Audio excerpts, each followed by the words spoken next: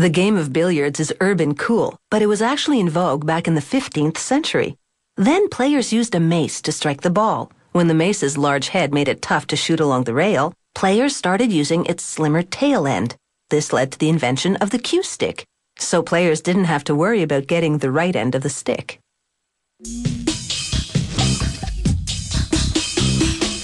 Pick a cue, but be selective, because choosing a stick that feels right for you pays off when you're behind the 8-ball.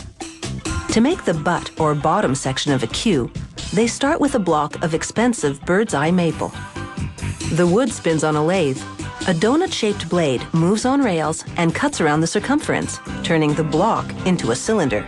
As it cuts, the shavings are vacuumed away. Now a square-tipped steel cutter carves into one end of the wood. It makes a groove that will be used to attach the butt's forearm to its lower part.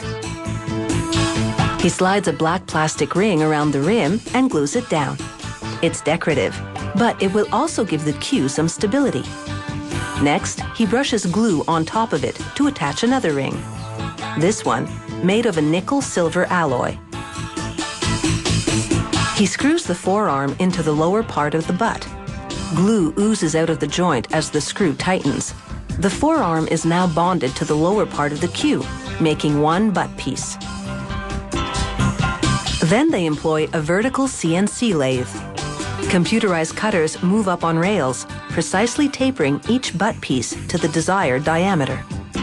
After that, another computerized tool called a CNC inlay cutter chisels geometric designs into the cue's forearm. The same type of cutter carves matching designs from ebony wood. A worker removes the ebony cutouts and inspects them. He handles them cautiously because the thin strips of wood are fragile and break easily.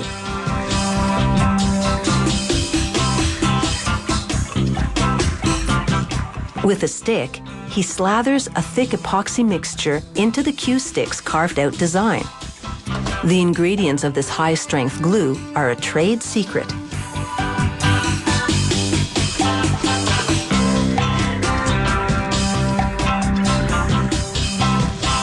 Next, he presses one of the ebony cutouts into the glue-filled cavity.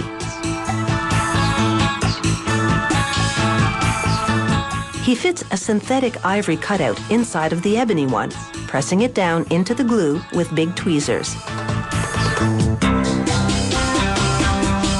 He continues to build the design with another piece of ebony. These intricate inlays give the cue some attitude. A cue stick's good looks can affect a player's mindset and give him or her a competitive edge.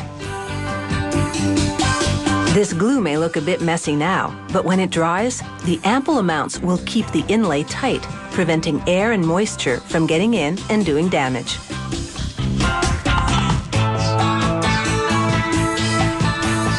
He inserts little pieces of synthetic stone as a final touch, and then presses all the pieces down with a wooden dowel.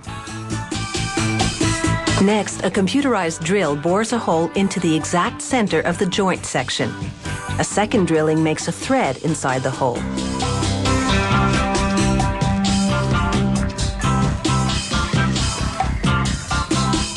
He screws a steel joint pin dappled with glue into the thread created by the drill, twisting it tightly with a special tool. When the joint is fully entrenched, he unscrews the tool. And now the butt can be screwed to the shaft for the game and then taken apart for transport. An automated paint gun sprays a clear varnish onto the cue sticks.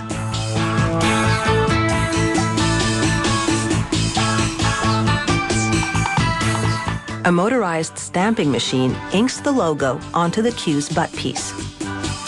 And a worker applies glue as the cue stick turns on a lathe. This is in preparation for the wrap. Then the turning cue pulls linen thread from a spool, wrapping itself at the lower section with the glue on it. This linen wrap will make the cue easier to grip and will absorb moisture. They roll the cue stick up against a high-speed cloth buffing wheel to give it a shine.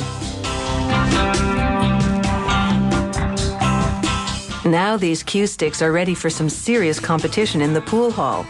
So rack 'em up.